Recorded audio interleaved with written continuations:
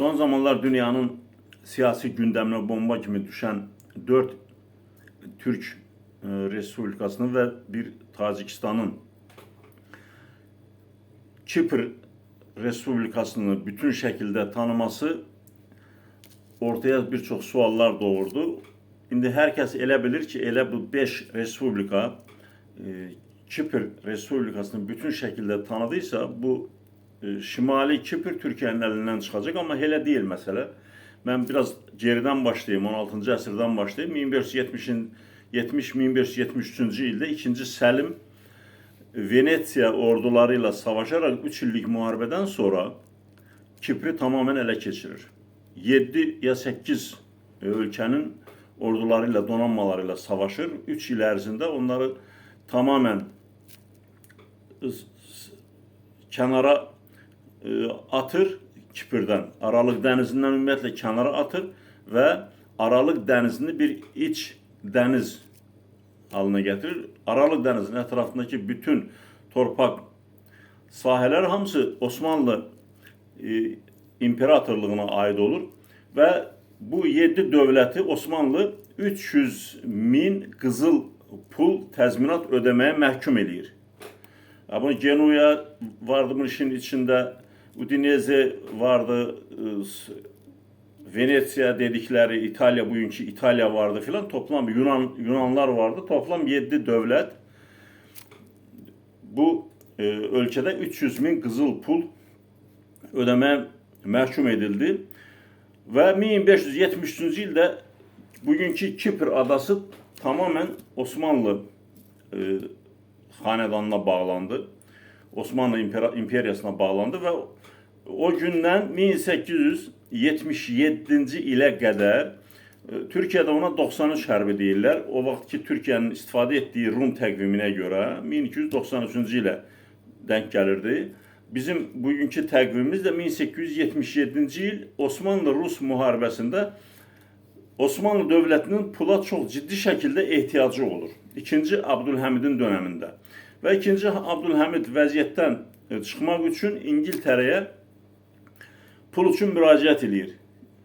Çünki əskərlərin maaşının verilməsi, hərbi sursatın alınması, əskərlərin təchizatı filan bunların hamısı pula bağlı idi və Osmanlının da bunu qarşılayacaq qədər büdcədə pul yox idi və bu İngiltərəyə müraciət edir Birləşmiş Krallığa. İngiltərə də deyir ki, mən bunu sənə verərəm, amma sən bunun qarşılığında mənə nə verərsən, o da Anadolu'dan istediğim parçanı deyir, mən sənə kiralaya bilərəm. İngiltərə buna razı olmur. İngiltərə deyir ki, əgər Kipr adasını mənə 49 illiyinə kiralasan, mən bu istediğin pulu mən sənə verərəm. Və 1878-ci ilin iyun ayının 4'ünde Birləşmiş Krallıqla Osmanlı İmperiyası arasında 92.799 funt sterling bir anlaşma imzalandı ve 49 illiyinə Osmanlı dövləti Kipr adasını İngilizlərə kiralayır. Ve bu kiranın müddəti 1927-ci ildə bitməliydi. İngiltərə ilk olarak bayrağını Kipr qalasına həmin ili dikir 1878 yılın Avgust ayında. Ve ora bir vali, onların deyimiyle bir komisar təyin edir ve o komisarlık oranı yönetir.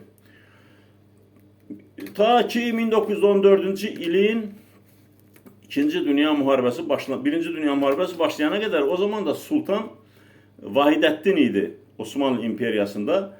Sultan Vahidəddin İngilizlərlə anlaşma imzalamır. Müttefik olarak Rusya'nın tarafında durur ve İngilizler de buna karşılık olarak Vahidəddinə sistem eləyirlər. Deyirlər ki, sen pul lazım olanda bize gelirsen ama müttefiklik söhbəti düşəndə sen bize karşı savaşırsan. Ve bu muharebede Osmanlı İmperiyası uduzur. Ortaya Türkiye Respublikası çıxır ve Rusya İmperiyası uduzur. Ortaya Rusya dövləti çıxır.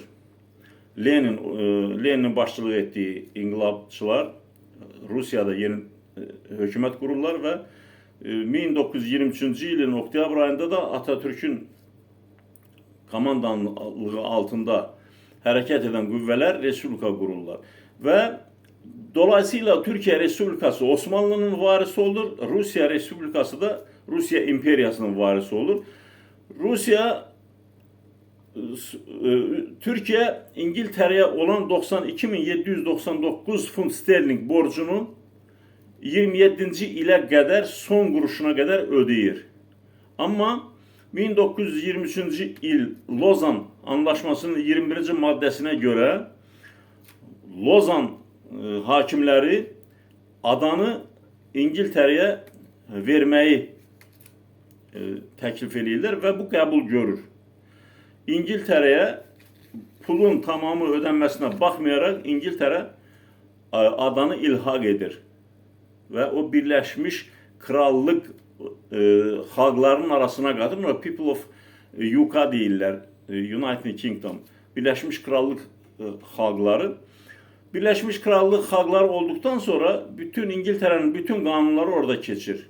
Hatta dil, dövlət dili İngiliz dilində olur. Nəqliyyatın hərəkəti sağ tərəfli, sol tərəfli olur İngiltere'de olduğu kimi və İngiltere Krallığının təbaası olarak Kipr Respublikasının vətəndaşları istədikləri yerə, daha doğrusu Birləşmiş Krallığa bağlı hər yerə gedib gələ bilirdilər. Bura Hindistan, Pakistan müstəqil olduqdan sonra. Yeni Zelandiya, Avstraliya, Kanada filan bütün bu ölkələrin hamısına Birləşmiş Krallıq xalqı olarak, təbaası olarak getmə haqqına sahib olurlar və Türkiye məcbur bu 21-ci maddə ilə razılaşır. 23-cü ildə Lozan Antlaşmasının 21-ci maddəsinə görə ada İngilislərə verilir. Baxmayaraq ki, borcu ödənib. Mən sizə bir şey deyim. Sizin bir eviniz var, evinizi banka koyup pul götürürsünüz. Pulunu ödədikdən sonra bank sizə deyir ki, ben o evi sana qaytara bilmərəm, çünkü onun içerisinde yaşayan insanların bir hakkı var. İngiltere'de hemen o şekilde Türkiye Respublikası'nda deyir ki, mən bu adanı sana qaytara bilmərəm, çünkü orada yaşayan insanların bir hakkı var. Onların öz müqəddəratını, öz taleyini həll etmə hakkı var, hüququ var. Ona göre 1960-cı ilə qədər öz bayrağı altını saxladıktan sonra orada bir Kipr Respublikası qurur ve ülkenin, Respublikanın prezidenti bir dönem Yunan, bir dönemde Türk olmalıydı ve bu getirir bir anlaşmazlığa çıkarır. O anlaşmazlık da 1974-cü ildə Türk ordusunun Kiprə qoşun yeritmesiyle sonlanır. Ada Yunanların Nikaziya, Rumların Lefkoşa, Türklerin Lefkoşa dedikleri şehir var, paytaxtı. İki yere bölünür. Şimal tərəf, adanın şimal tərəfi Türkiye'de qalır, cənub tərəfi verilir Yunanlara, Rumlara. Və 2004-cü ildə bugünkü Ankara'daki mövcud iqtidara gəldikdən sonra Birleşmiş Milletler Təşkilatı Kofi Annan'ın bir planı vardı. Ona Kofi Annan planı deyirdiler. 2004-cü ildə adanın birləşməsi. Türkiye tərəf də buna razı idi. Federasiya şəklində Türkiye ordusu orada qalmaq şərti ilə, Türkiye ordusu və donanması, quru qoşunları və donanması orada qalmaq şərti ilə adanın birləşməsinə Ankara'da razılıq vermişdi. Yalnız hər iki tərəfin xalq referendumu keçirib onun nəticəsinə uyğun bir şəkildə şimal tərəf, yəni Türklərin yaşadığı tərəf bu birləşməyə razılıq verdi. Hatta şeyler açmışlar, şuarlar açmışlar, yez be annem filan deyirlər. Yani karşı tərəfə mesaj göndərirlər ki, siz də razılıq verin, amma Rum tərəfi, karşı tərəf, Cənubi Kipr buna razılıq vermədi. Dedi, biz bunlarla bir yerde yaşamak istemirik. İstemirsiniz, istemiyin. İndi bu Kipr'in əsas bir dəqiqə davası nəyin davasıdır? 541-ci və 550-ci maddə. Birləşmiş Millətlərin. 541-ci maddə Kiprin türklər tərəfindən işğal edilməsini göstərir. Və onun ardınca çox qısa bir süre sonra 550-ci maddəni çıxardılar və 84-cü ildə, 1984-cü ildə və Birləşmiş Millətlərin 5 daimi və 13 müvəqqəti keçici üzvü var. O 5 daimi üzvündən Amerika xaric, Amerika bir tərəf qaldı, qalan 4 ölkə, Çin, o zaman Sovet İttifaqı idi, Çin, İngiltərə, Sovet İttifaqı filan, bunlar Türkiyənin Kipri işğal edilməsini təsdiq etdilər. 550-ci maddə onu göstərir və dedilər ki, heç bir ölkə Şimali Kipri tanımamalıdır. Bu beynəlxalq hüquqa ziddir. İndi Türklər də deyir ki, madem bu beynəlxalq hüquqa ziddir, biz bunun pulunu ödəmişik, ödədiyimiz halda niyə bunu bizə geri vermirsiniz?